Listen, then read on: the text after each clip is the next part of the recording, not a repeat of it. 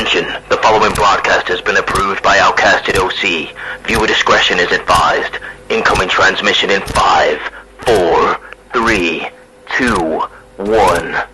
What's going on, guys? Welcome back to Outcasted OC here with your quick NXT review. Now, I say quick because, we got a filler episode of NXT this week. The NXT Championship segments, filler. The Women's Championship segment, filler. We have got a lot of filler to review on this week's episode of NXT. But before we get into it, I just want to say, will you like the video, subscribe to the channel, hit that thumbs up, go follow us on all our social media platforms if you enjoy this video. And if you don't, do it anyway, because you might enjoy the next one. You never know. But let's get straight into it. We have got a Women's North American Championship match to begin with. We've got Kalani Jordan defending against someone, in my opinion, who should have won the championship. We've got Ren Sinclair challenging for the championship here. She is unsuccessful, unfortunately. I do think Kalani Jordan needs a lot of work in the ring. However, the work that her and Ren Sinclair put in this match was quite good. Like, I enjoyed the match. I thought it was like I say, it wasn't amazing, but they had pretty decent chemistry. I do think Ren Sinclair definitely should have won this championship, as I've just said. The reason why I say that is because I think the NQCC has got a lot going on at the minute. Kalani Jordan, still a little bit green, still a little bit out of her depth. I don't think she can cut a promo very well, and sometimes she just looks bad in the ring. The culmination of this match takes place where Ren Sinclair goes to a dive to the outside. Kalani manages to get out of the way, and Ren just crashes into the rest of the NQCC. Kalani gets Ren back into the ring, gets her in a position, hits that split-legged moonsault. That looks really nice, to be fair to Kalani. Can't knock her for that move. For the 1, 2, 3. Yeah, I don't know where Ren Sinclair goes from here. Like I say, I think she's one of the more interesting people on the women's roster on NXT. But I don't know where she goes. I don't know what they're going to do. I don't know what they're going to do with the NQCC. Only time will tell. There's quite a lot of potential with that group, in my opinion. Let's talk about a few matches that weren't really, like, consequential this week, just because, like, they were just kind of there. Let's stick with the women. Let's go to a women's tag team match. We get Brindley Reese and Carmen Petrovic taking on the team of Rosemary and Wendy Chu.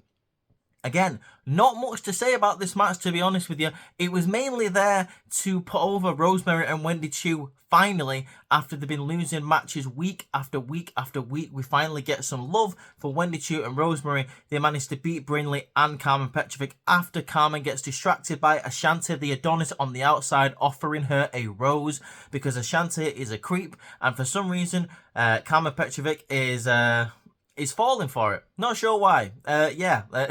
So Brindley goes to tag in Carmen. She's not there. She's not at the corner. She's on the outside talking to Ashanti the Adonis. Wendy Chu and Rosemary are able to take advantage of this, get the 1, 2, 3 for the victory. Now, the reason why we're building up Rosemary and Wendy Chu is because we get notice from Ava that next week, Lola Vice and Jada Parker are going to be teaming up in a tag team match to take on those two. They're not very happy about that situation, but Ava says they're going to have to get over it, get past their differences. They're going to be tagging next week, whether they like it or not. So that's going to be interesting to see what happens there. Next, we get Lexis King taking on Aura Mensah. Interesting dynamic. I'll give WWE credit and NXT credit for this. Earlier on in the night, we see the metaphor in the locker room talking about how, you know, Lexis King is a snake and they'll jump him at any time, so they need to keep their eyes out. Lexis King comes and apologizes for what's been going on for the past couple of weeks. He explains that he wasn't saying Aura Mensah has father issues for any bad reason. He was trying to help him because he understands, because his father was the same.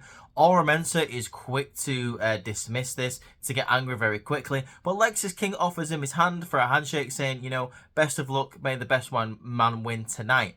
That carries on later on in this match, where Lexis King does have the upper hand, and he goes for the pinfall. He has his feet on the ropes, but he says no, he's not going to win like that, so he stops the pinfall. He gets up and tells the referee, no, I don't want to win like that. Aura Mensah takes advantage of this, getting Lexis King up in a rolling position, puts his feet on the bottom rope for the 1, 2, 3. Aura Mensah is the one who wins this match via shenanigans. So it's kind of interesting, the little dynamic that's going on there.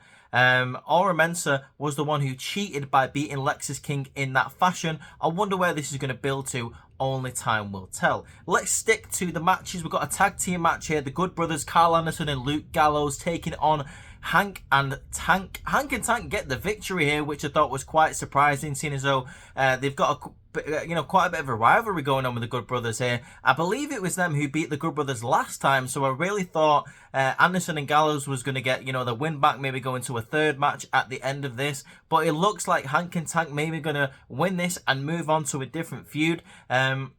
I don't really know where they're going to be building Hank and Tank towards the tag team championships. They're not in that position right now because it looks like the tag team division is set to, carry on with Nathan Fraser and Axiom as they're taking on, nice little transition, Grayson Waller and Austin Theory, who have the tag team champions on the Grayson Waller effect this week.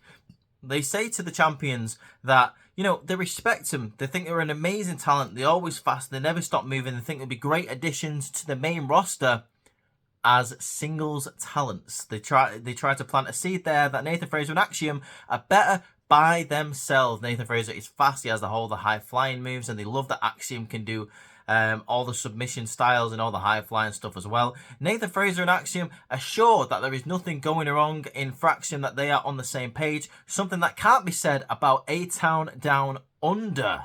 They say that them two for weeks have been fighting on SmackDown. They've been watching.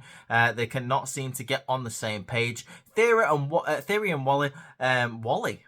Theory and Wally. Okay, I'm just going to stick with that. I'm not even going to correct myself. Say that everything is absolutely fine. Fraxium say they're going to take A-Town Down Under 6 feet under next week when they challenge for the NXT Tag Team Championships. Grayson Waller turns around and says next week they will give him the rub. They will give them the Grayson Waller effect when they take the Tag Team Championships off them. Fraxium turn around and go, why is it only the Grayson Waller effect? Why is it not the Grayson Waller and the Austin Theory effect? Austin Theory does question this and say, listen, they are right. My name's not on the banner. My name's not everywhere.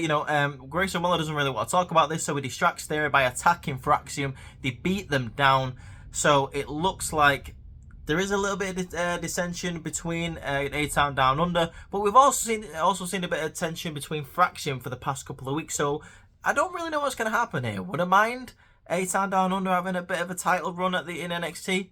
Honestly, I really wouldn't mind that, to be honest with you. That it's not like they're doing anything on SmackDown at the moment. And Fraxium, yeah, I would quite like to see them on the main roster as a tag team or as a singles competitor. I don't really mind either or. I don't think they should be a tag team in my ideal world. I've been saying this for weeks, that these two really need to split up and just be like single stars, because that's how, in my mind that's what's suited towards them. But that's just my opinion. Let me know in the comments what you think of Fraxium. What else should we talk about? Because the rest of the show really is a lot of filler, I'm not going to lie to you. We're getting Ridge Holland taking on Riley Osborne in a very quick match where Ridge Holland defeats Riley Osborne, finally taking out the rest of Chase University. It's a very depressing subject for me. I don't really want to talk about it. Chase you all the way. Forget Ridge Holland. Get in the bin, Ridge Holland. He does try to do the same to Riley as he did to Duke Hudson last week. He rips up the mats to try and hit that DDT on the cement, but Riley Osborne fights back and he is able to fight off Ridge Holland, where security comes out and breaks them up. Speaking of security breaking them up, we were supposed to be having a live chat between Zachary Wentz and Wes Lee this week, but apparently during the commercial break things broke down and we saw footage of this. There was a lot of swearing involved, a lot of beeping, bleeping out the swear words. I quite enjoyed this segment. I thought it was very, very cool. At the end of the segment, Wesley just says, listen, Zach, this is the last brotherly advice that I'm going to be giving you. When we face each other, just make sure that Gigi isn't watching. This obviously gets Zachary very annoyed. He says, what the hell? Keep my effing fiance out of your mouth. And then Wes just goes, Gigi, Gigi, Gigi, Gigi. I thought that was quite funny. There's a lot of stuff that Wesley does as a heel that I'm not a big fan of, that it doesn't really bother me, but I thought this was very, very funny.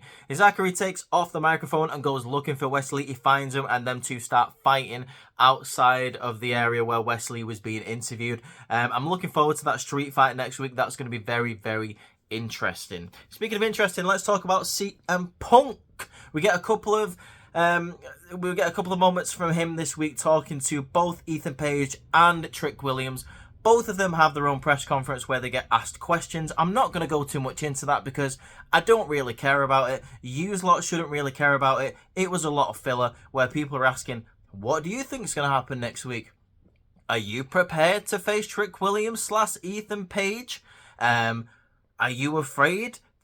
Who cares? It's a press conference. We know what they were saying. All ego Ethan Page saying he's great. Trick Williams says he's going to have to be the best Trick Williams to beat Ethan Page. We all know where it's going to go.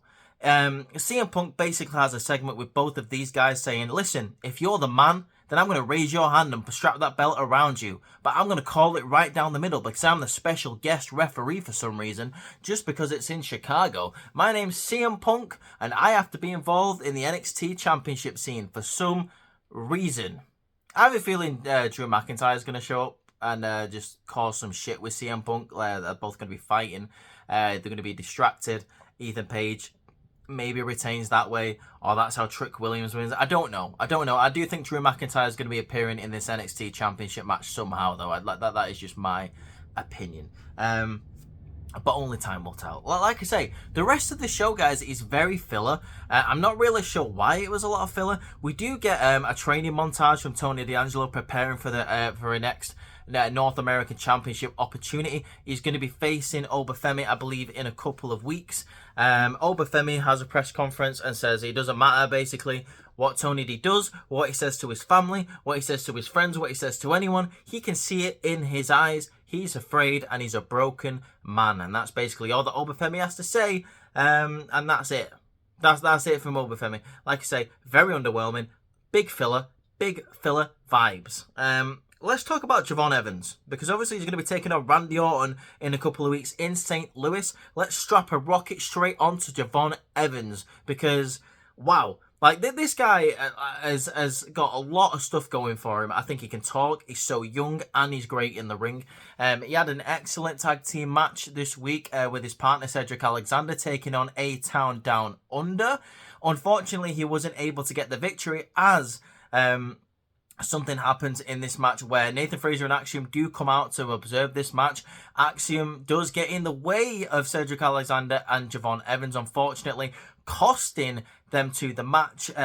Austin Theory is able to hit A-Town down, and for the 1-2-3, he gets momentum for his team heading into the Tag Team Championship next week. But it doesn't make Javon Evans look like weak or anything like that, mainly just because, obviously, you know, he lost via shenanigans. I think he's going to have an excellent match against Randy Orton. Austin Theory and Grayson Waller get the rub. They get the momentum heading towards their Tag Team Championship. It was a win-win situation. It was a fine match. Javon Evans looking excellent as always. And Austin Theory and Grayson Waller doing their part to make him look great. Cedric Alexander always looks great in the ring. Please do more with him, WWE, because he is absolutely wasted with a capital W. We get news that The Miz is going to be hosting Miz TV next week, and the guests are going to be Tony D'Angelo and Obafemi.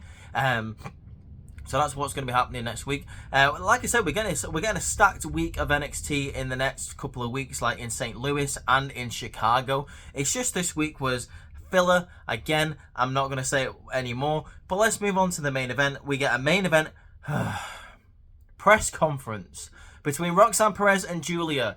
Again, I'm not going to go too much into this. It's basically Roxanne Perez saying how great she is, and Julia was the one that came looking for her. She's won all the championships in Japan, but that doesn't matter because the NXT Women's Championship is the only one that matters. Julia also says that Roxanne Perez is the prodigy and she's absolutely amazing, but the beautiful madness has come to NXT and she's going to show everybody why she's the most dominant and feared women's wrestler in the world. Funaki is there to translate for her, which I absolutely love and was the best part of this segment because we get to see SmackDown's #1 announcer on TV, and who doesn't love that? Another question comes in. But Byron Saxton says, wait, before it gets to the end, you need to wait your turn, whoever the news outlet is.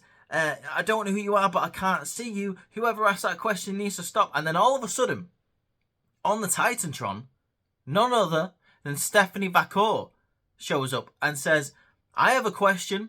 What are you guys going to do? Whoever wins this championship match is going to have to face me next for the NXT Women's Championship. So we get Stephanie Vacour finally appearing on WWE TV. We find out that whoever is going to win this NXT Women's Championship between Julia and Roxanne Perez, Stephanie Vacour is most likely going to be the next opponent. Yes, please take my goddamn money either way.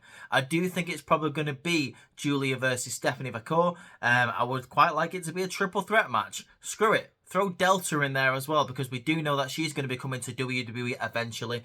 But yeah, I didn't really care about this press conference. Like I say, press conferences are basically just to hype up the match and both of them to say how great they are. And a lot of NXT this week was that. But did you enjoy it? I just had a chat with our fellow Outcasted member Courtney, and she seemed to really enjoy it. I thought it was a trash week of NXT. I'm not going to sugarcoat it for you, but she seemed to enjoy it. But that's absolutely fine. We all enjoyed different things. Let me know in the comments what you thought of it. If you did like this episode of NXT, and if you like this review, like I said, remember to hit the thumbs up and subscribe to the channel to see the podcast tomorrow. It's going to be very, very nice to get back with the rest of the gang after a week off. Can't wait to see Ross G and Courtney. It's going to be amazing. Speaking of Courtney, make sure you check out her review of Monday Night Raw from yesterday.